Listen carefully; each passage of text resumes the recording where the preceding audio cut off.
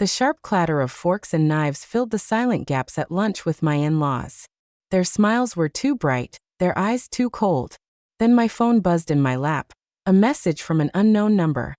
Don't react. They're recording you. My heart sank. I looked around the room, pretending to laugh, but inside, a storm raged. My mother-in-law's grin didn't reach her eyes. My brother-in-law wouldn't meet mine.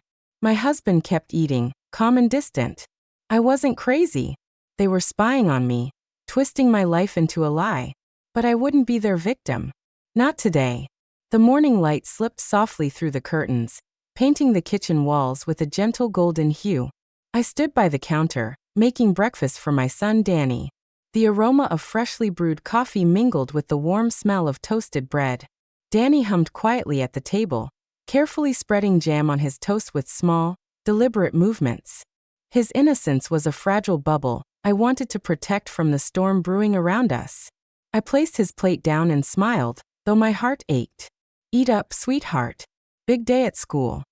His eyes met mine, full of trust and hope, and I promised myself I'd keep him safe no matter what. After breakfast, I dressed quickly, a soft blue blouse, simple jeans, and looked at myself in the mirror. The tiredness under my eyes was deeper than just lack of sleep. It was the weight of years spent trying to belong, to be accepted in a family that never truly wanted me. At school, my classroom was a sanctuary. The chatter of children, the smell of paper and pencils, the bright posters on the walls. It was where I felt purpose. Teaching literature wasn't just a job, it was my passion. I loved watching my students discover new worlds and words, helping them find their voices. During recess, a shy girl approached me with a torn notebook. "Miss Dakota, can you help me fix this?" she asked, cheeks flushed. I smiled warmly. "Of course, come sit with me." The small moments like this reminded me who I was beyond family drama. A mentor, a guide, someone who cared. Yet even in this safe space, shadows followed. My phone buzzed once. A quick glance showed a message from an unknown number, but I ignored it. I couldn't let it pull me away. Back home, the tension thickened. My mother-in-law was already there, the house smelling faintly of her lavender perfume mixed with something colder, something like control. Her eyes skimmed me with that sharp, quiet judgment she always wore like a shield. My husband sat beside her, silent as ever, his presence a ghost hovering between us. I greeted them both with a calm I forced into my voice, but inside, I felt like a tightrope walker, balancing on nerves and fear. Later, as I tucked Danny into bed, his small hand slipped into mine. "Mom, why does Grandma look at you like that?" he whispered, eyes wide. I kissed his forehead softly. "Sometimes people don't understand others. But you and I, we stick together, okay?" He nodded, trusting, and I swallowed the lump in my throat. Every day felt like walking through a minefield. I kept my head down, my voice low, my smiles practiced. Because the family I married into didn't just reject me, they planned to erase me. But they hadn't counted on me watching back. It started small. Little things that didn't quite add up at first. A misplaced phone here, a strange glance there. I remember the first time I felt truly uneasy in my own home. I was in the bathroom, just finishing a shower, when I heard a faint click behind the medicine cabinet. My heart jumped, but I convinced myself it was just the pipes. Then came the odd comments during family dinners. "You seem tired lately, Dakota. Forgetting things?" my mother-in-law would say, voice dripping with false concern. My husband stayed silent, his eyes fixed on his plate, avoiding mine. I brushed off the whispers in my mind. Was I really slipping? Or was someone trying to make me think that? One afternoon, I found a small device tucked behind a book on the living room shelf. A hidden camera. My breath caught in my throat. I turned it off, hid it in my purse, and kept quiet. But the dread settled in deep. They were watching me. Not just watching, but waiting, collecting pieces to use against me. Weeks passed. I noticed subtle changes in Danny too. He hesitated when talking about Grandma, looked scared sometimes after visits. One night, I overheard him whispering in his room, "Mommy's going to leave us." My mother-in-law's voice echoed from the hallway, "Soon the house will be ours." My chest tightened. They weren't just spying, they were scheming. The breaking point came during a family lunch. A day meant for celebration but soaked in silent war. My phone buzzed. A message from an unknown number. Don't react. They're recording you. My hands trembled, but I smiled, pretending everything was normal. Later that evening, curiosity and fear led me to my husband's study. The computer screen glowed, folders filled with videos of me, caught in private moments I never wanted anyone to see. They'd filmed me crying, talking to my therapist, even the quiet nights reading Danny a bedtime story. Worse, some videos were edited, rearranged to make me look unstable, unfit. I felt betrayed beyond words. The people who promised love were setting a trap. They wanted to break me, to erase me from their lives. But inside the hurt, something else stirred, fire. I refused to be their victim. I saved the videos, made backups, and contacted a lawyer specializing in emotional abuse and illegal surveillance. Together, we planned to fight back. The law gave me a shield. A court order suspended my mother-in-law's contact with Danny. But the battle was far from over. My husband's silence was deafening, his allegiance clear. The house I called home was a battlefield, and I was ready to take control. The morning light felt harsh that day, as if the sun itself was watching me, waiting to see what I would do next. The house was too quiet, too empty. Danny was at school, my husband was still asleep, and for once the silence didn't calm me. Instead, it sharpened my nerves. I sat at the kitchen table, the court order folded beside my coffee cup, a reminder that I was no longer alone in this fight. But even with legal protection, the real war had just begun. That afternoon, my husband came home early. His face was tight, ice cold. He barely said hello before opening the drawer in the living room, rifling through papers like a man searching for something to hold on to. "Why do you have to make everything worse?" he said without looking up. "You're tearing this family apart." I didn't flinch. I looked him straight in the eye and said, "I'm protecting our son." He laughed, a short, bitter sound. "You think you're protecting him? You're turning him against his own family. That's called alienation." The word hit me like a punch. Alienation, the very thing they had accused me of for years, twisting my love for Danny into a crime. I swallowed the sting. "I'm showing the truth." He slammed the drawer shut and stormed to the door. "You'll regret this." That night, Danny came to me, tears in his eyes. "Daddy said you might not be coming back if you don't get better." My heart broke in two. I held him close and whispered, "I'm here always, no matter what anyone says." But I knew the poison was already spreading. The next day a letter arrived. No return address, just a thin envelope with a single sheet inside. It was a note, cruel and sharp. "You can't win. You'll lose everything." I crumpled the paper but didn't tear it. I needed to remember the weight of their threats. It wasn't just about me anymore. It was about protecting Danny from a family willing to sacrifice him for control. Days later, my husband's sister asked to meet me alone. She looked different, tired, scared. Over coffee, she confessed everything. The cameras, the edited videos, the plan to destroy me. It had all been orchestrated by my mother-in-law, with my husband's full knowledge. "I'm sorry, Dakota," she said, voice barely above a whisper. "I didn't want to be part of it. But now I can't stay silent." She handed me an email from my mother-in-law, detailed instructions on how to provoke me, how to capture evidence to paint me as unstable. It was a betrayal beyond family drama. It was calculated cruelty. That night, I lay awake, the weight of their deception pressing down on me. But beneath the fear and exhaustion, a fierce resolve took root. They wanted to break me, but I was ready to fight back harder than ever. That night, sleep didn't come. The house was silent, but my mind was a storm. I paced the living room, barefoot on the cold floor, my hands clenched into fists. Every shadow seemed to hold a secret, every creak a warning. The note from my husband's sister sat on the kitchen counter, proof that I wasn't imagining the betrayal. They had planned this all along. Every whisper, every cruel word, every hidden camera was part of a trap. I sank onto the couch and buried my face in my hands. For a moment, I let the tears come, quiet, bitter, and heavy. But then somewhere deep inside, something shifted. It wasn't just fear or pain anymore. It was anger. A slow-burning fire that spread through my chest, lighting up every dark corner they tried to hide behind. I thought about Danny, the way his little hands felt in mine, the trust in his eyes even when confusion clouded them. He needed me to be strong, not just to fight for him, but to show him that even when the world turns against you, you don't give up. I closed my eyes and remembered the day I first saw those videos. The invasion of my privacy, the way they twisted my pain into a weapon. I had felt small, powerless. But that was before I decided I wasn't a victim. I opened my laptop and stared at the screen, hesitant at first. But then I started typing, a plan forming with every word. First, I'd secure the evidence, make copies, encrypt files, and keep them safe from prying eyes. Then, I'd find legal help who understood the psychological abuse and surveillance I was enduring. This wasn't just family drama, it was a violation of everything I deserved. I reached for my phone and dialed my lawyer's number. Her calm voice on the other end grounded me. "We'll take this one step at a time," she said. "You're not alone." That night, I set up a small notebook by my bed.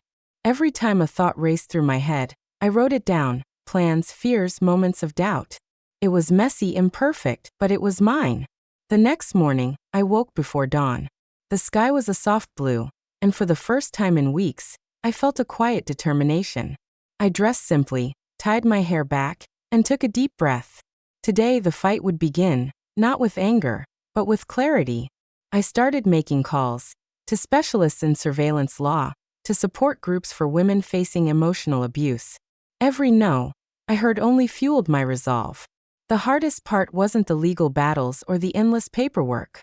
It was staying calm when every instinct screamed to scream back, to lash out, to give in. But I learned to breathe, to hold my silence like armor, to watch and wait. Because this wasn't just about exposing lies. It was about reclaiming my dignity, protecting my son, and taking back the life they tried to steal. And somewhere in the quiet moments, in the pauses between fights, I found a new strength. Not the kind that shouts from rooftops, but the kind that burns steady and true inside. This fire, once hidden, was now my fiercest ally. The days that followed were a blur of phone calls, meetings, and quiet planning.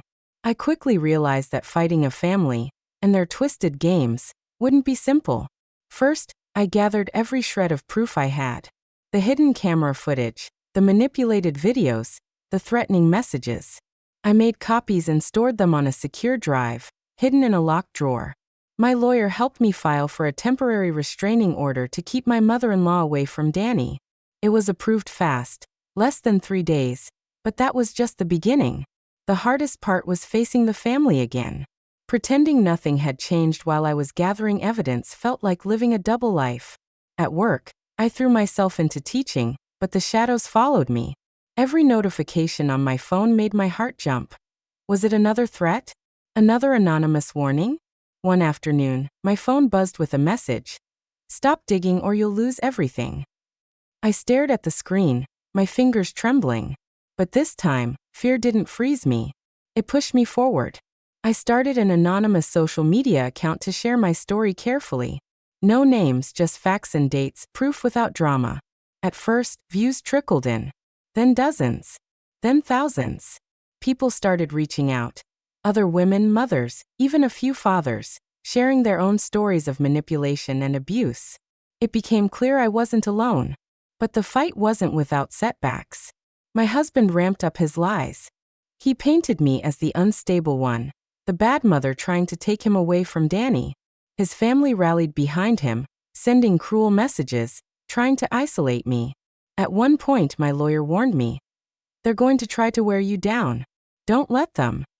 One evening, exhausted and defeated, I sat on the floor of my bedroom, surrounded by papers and files. The weight of it all crushed me. I wondered if I was strong enough. But then I remembered why I started. For Danny. For my own truth. I began digging deeper into my husband's background. That's when I found the first red flag, a custody dispute from years ago, quietly dropped. I tracked down the woman involved and reached out. Her story sent chills down my spine. The same tactics, the same silence. But she had been braver than I was. She recorded everything too. With her permission, I added her voice to my fight. Together, we were stronger. The deeper I went, the more I uncovered. A network of protection, People who'd covered for my husband's behavior, powerful connections shielding him from consequences. One name kept coming up, a partner at the law firm where my husband worked. This wasn't just family drama anymore. It was a web of deceit reaching far beyond our home. I shared my findings with my lawyer. If we want real justice, we hit them where it hurts: money and reputation. We filed a formal complaint with the Bar Association against the partner. I knew it was risky. These were powerful people, and I was just one woman. But I wasn't backing down. Every day brought new challenges: threatening calls, online attacks, doubts creeping in during quiet moments. Yet I kept building my case, preparing for the day when the truth would come out. I wasn't just fighting for myself anymore. I was fighting for every woman silenced by lies. And slowly, the fire inside me grew brighter. The day of the charity event arrived. The grand hall buzzed with polished smiles, business suits, and polite applause. The air smelled faintly of fresh flowers and expensive coffee. I stood quietly in the back, holding the thick envelope tight in my hand, my arsenal of truth. My ex-husband took the stage first, the partner from his law firm beside him. They spoke about family values, unity, and trust, their words polished but hollow. Applause echoed through the room, and I felt a cold knot tighten in my stomach.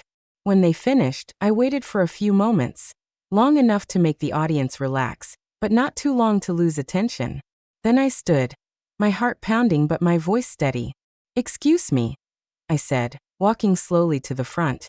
"I have something important to share." A hush fell over the crowd as I set the envelope down and clicked the remote. The large screen behind me flickered on. First, the edited videos played, the ones showing me as unstable, erratic, unfit. The audience shifted, some confused, others skeptical. Then I pressed play again, showing the original footage side by side. Quiet sobs came from the crowd as they saw the truth. How my emotions were real, how the edits twisted everything to paint lies. Next came the recorded conversations. My husband plotting custody theft. The partner's emails conspiring to cover up years of abuse and manipulation. The faces in the crowd changed. Shock. Disbelief. Some whispered urgently. Others stared silently, stunned. My mother-in-law sat stiff and pale at the back, unable to hide her horror. My ex-husband's confident mask cracked. He stood frozen, his eyes darting desperately. I looked at the audience and spoke clearly. "This is the truth they didn't want you to see. These are the real faces behind the words family values." The room was silent, the weight of the evidence pressing heavily. Then slowly applause began. Not the polite clapping from before. This was genuine, a quiet standing ovation growing louder. After the event, reporters approached, microphones thrust forward. I answered questions calmly, focusing on the facts, not anger. The story exploded online. Local news shared it, social media amplified it. Messages of support poured in from strangers who had faced similar battles. But the fight wasn't over. The signed sale contract for the house arrived that morning, tucked in another envelope. The house sold secretly to a woman I'd never met. The betrayal cut deep. Yet, standing there in the spotlight, I knew my courage had pierced their lies. I wasn't just a victim. I was a voice for truth and justice. As I walked away from the stage, I felt lighter. The masks were off, and the world had finally seen the reality. No more shadows. No more silence. The days after the charity event were a strange mix of relief and exhaustion. The adrenaline that had carried me through those tense moments faded, leaving me with a hollow quiet that settled deep inside. At home, the silence felt different, less heavy, but still unfamiliar. The usual noises of my son playing, the ticking clock, the distant hum of traffic, they no longer felt like background, but part of a fragile peace I wasn't sure I deserved. I sat on the couch one evening, the late sun casting soft amber light through the curtains. The envelope with all the evidence sat on the coffee table, now neatly organized in folders. I traced the edges absent-mindedly, my mind drifting back to the night I found the hidden cameras, the shock, the betrayal, the rage that had bubbled beneath my skin. But something had changed. Where once I felt broken, now I sensed a quiet strength growing. I realized that courage wasn't a roar but a steady, calm flame that refused to be snuffed out. I thought about my son, about the future I wanted for him. One where he could grow without fear, without whispers of lies twisting his world.